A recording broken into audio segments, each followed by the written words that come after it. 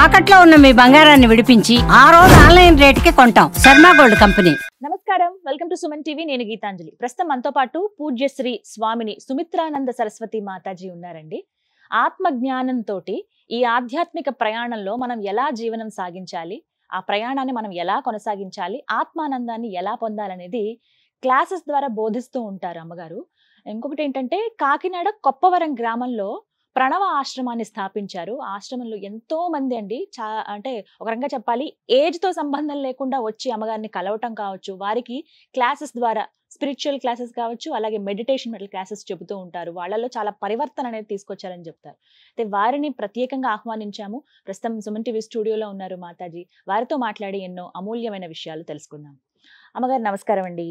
నమస్తే అమ్మ, ముందుగా హ్యాపీ న్యూ ఇయర్ చెప్పచ్చా? 2025 అప్పుడే గడిచిపోయిందా ఒక సంవత్సరం అని అనిపిస్తుంది. 2024 ఎన్నో జ్ఞాపకాలు ఉన్నాయి. ఎప్పుడైతే న్యూ ఇయర్ వస్తుందో రెజల్యూషన్ స్టార్ట్ అవుతాయి చాలా మందిలో. రేపటి నుంచి ఇలా ఉండాలి, 1వ తారీఖు నుంచి నా లైఫ్ ఇలా ఉండాలి.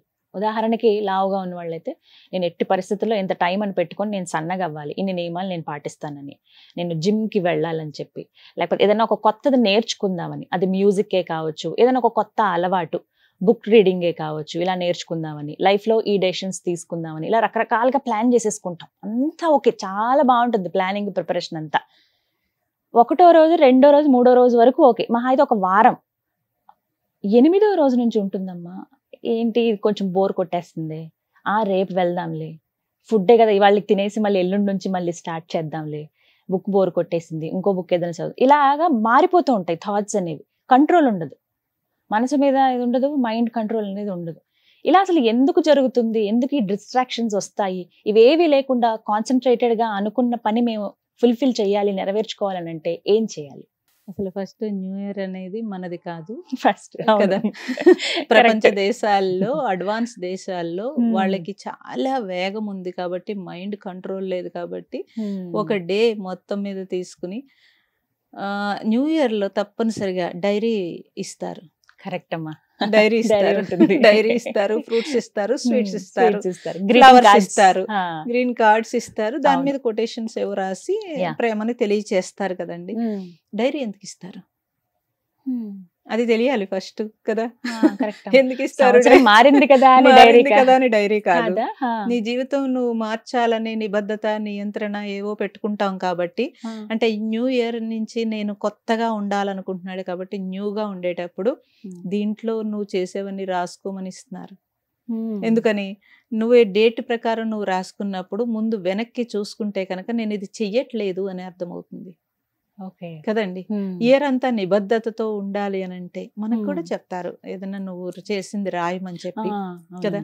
వాళ్ళు దాన్నే చక్కగా డైరీ ఇచ్చి, ఇక నుంచి నీ జీవితం ఇలా మారడానికి ఇది బాగా ఉపయోగపడుతుంది, అలాగే ఫ్లవర్స్ లేకపోతే ఇవి కూడా ఇలా నువ్వు వికాసం చెందమని, ఇలా తీయగా ఉండమని, మధురంగా తయారవ్వమని ఏదో సంకేతము, ప్రేమగా కార్డులు ఇవన్నీ కూడా కదండి. అప్పుడు ఆ డైరీలో తప్పనిసరిగా మీరు ఏదైతే నిర్ణయించుకున్నారో అది ఫస్ట్ డేట్, ఫస్ట్ రోజు రాసుకుంటారు. ఎలాగో ఫస్ట్ ఆ తర్వాత నుంచి ఎగిరిపోతా ఉంటాయి కదా. ఫస్ట్ కండిషన్ ఏం పెట్టుకోవాలంటే, నేను డైరీ అయితే కంపల్సరీ రాస్తానని పెట్టుకోవాలి. ఓకే, డైరీ రాయటం. అది చెయ్యలేదా చేశానా అనేది కూడా రాసుకోవాలి.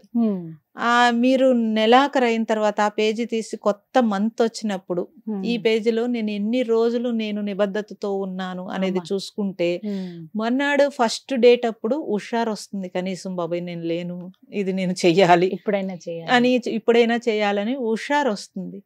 అలాంటి హుషారు లేకపోతే కనుక 3 daysకి 2 daysకి పక్కన పడేస్తారు.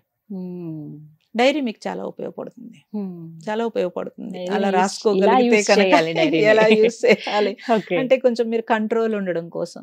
లేదు అంటే కనుక మన ఫ్రెండ్స్, మన చుట్టాలు ఎవరున్నారో వాళ్ళందరికీ నేను ఈ నిర్ణయం తీసేసుకున్నాను, లేకపోతే ఒక బ్యాడ్ అలవాట్లు కానీ, లేకపోతే ఇవి కానీ నేను అవునమ్మా, ఇది వదిలేస్తాను, చాలా మంది ఉంటారు, మందు మానేయాలని, సిగరెట్ మానేయాలని. కాఫీలు టీలు ఇవి Hmm. మానేస్తాము, ఈ న్యూ ఇయర్ నుంచి ఇది చేస్తాము అన్నది నువ్వు ఫస్ట్ పబ్లిక్ చేసేయాలంటాను నేనైతే. ఓకే, పబ్లిక్ చేసేస్తే ఒకవేళ నాకు భయం వేస్తుంది ఏదైనా తీసుకుంటున్నప్పుడు వాళ్ళందరూ వాళ్ళందరూ చూస్తున్నారు. చూస్తారు, మనకే నిబద్ధత వస్తుంది. అంటే మీరు అడిగిన నిబద్ధత కోసం చెప్తున్నాను నేను. వస్తుంది నియంత్రణ మనస్సుకి రావాలి అని అంటే కనుక ఇటు డైరీ అన్నా రాయాలి, అటు ఫ్రెండ్స్ కన్నా మొత్తం చెప్పేసేయాలి. చెప్పేసి లేదా ఇంకా బాగా తెలిసిన వాళ్ళైతే నేను ఏదైనా కంట్రోల్ తప్పితే నువ్వు ఆపుమని చెప్పి కొంచెం వాళ్ళకి చెప్పుకొని మనం చేస్తే కనుక తప్పనిసరిగా కొంతవరకు మీరు కంట్రోల్ వస్తుందండి. మామూలుగా మనిషికి అసలు తనకి తానే కంట్రోల్ చేసుకోగలడు ఏదైనా సరే. ఒక భయం ఉంటుంది, నేను చేసుకోలేనేమో భయం అనే భయం ఉంటుంది. ఆ భయంకి ఇవన్నీ చేసుకోవచ్చు. ఒకవేళ భయం లేకపోతే కనుక నేనేమంటానంటే అట్లీస్ట్ దేవుడి దగ్గర ఒక ప్రమాణం చేసేసుకోవచ్చు. మనకు పెట్టారు ఇవన్నీ చక్కగా, దేవుడి దగ్గర ఒక ప్రమాణం చేసి ఇది నీకు సమర్పించేస్తున్నాను, ఇక నుంచి నేను ఆ లోపల ఏం చేస్తుందంటే అమ్మో భగవంతుడు, ఎందుకంటే మిగతా వాళ్ళు అయితే చూడలేదని మనం ఏదైనా చేయొచ్చు, అంతటా ఉన్నాడు సర్వాంతర్యామి, అవును, భగవంతుడు చూస్తున్నాడు అనే ఒక భయం ఉంటుంది. అది కూడా చక్కగా చేసుకోవచ్చు. డైరీ కానీ, ఫ్రెండ్స్ తో చెప్పడం కానీ, భగవంతుడి దగ్గర ప్రమాణం కానీ, ఇవి మీకు కంట్రోల్ ఇస్తాయి, కొంచెం ముందుకు వెళ్ళడానికి పనికొస్తుంది. సో ఇవి ఖచ్చితంగా అందరూ పాటించాలి. ఇలా అయితే మళ్ళీ నెక్స్ట్ ఇయర్ వచ్చేటప్పటికి అయ్యో ఏం చేయలేదే అనే భావన రాకుండా ఉంటుంది. కంట్రోలింగ్ అనేది సాధ్యం అమ్మా, మనసుని మన కంట్రోల్లో ఉంచుకోవటం అనేది మన కంట్రోల్లో ఉంచుకోవచ్చు అండి. అందుకే మీరు మెడిటేషన్ కానీ, ఒక జపము కానీ ఏదైనా చేస్తున్నప్పుడు మనస్సు ఏకాగ్రత కోసమే మనకి ఇవన్నీ పెట్టారు, ఏకాగ్రత కోసం పెట్టారు. జపం చేసేటప్పుడు 108 నామాలు చెప్పాలనంటే లోపల బోర్ కొట్టి లేచిపోవాలనిపిస్తుంది, కానీ భయం వేస్తుంది, మాలంతా పూర్తయ్యే వరకు జాగ్రత్త, కంగారుగా చెప్పేస్తాడో ఎలా చెప్పేస్తాడో, మొత్తం మీద పూజ చేసి అక్కడ పెట్టాలని కనీసం ఆ కాసేపు అయినా కూర్చుంటాడు.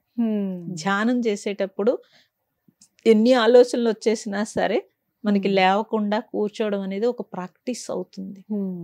ఆలోచనలు వస్తాయి, వచ్చినా సరే మనం కూర్చోవడం అనేది, అందుకే ఒక చోటకి ఫోకస్ పెట్టి మనం గమనించడం మొదలు పెడితే కనుక స్లోగా టైం పెరుగుతూ ఉంటుంది.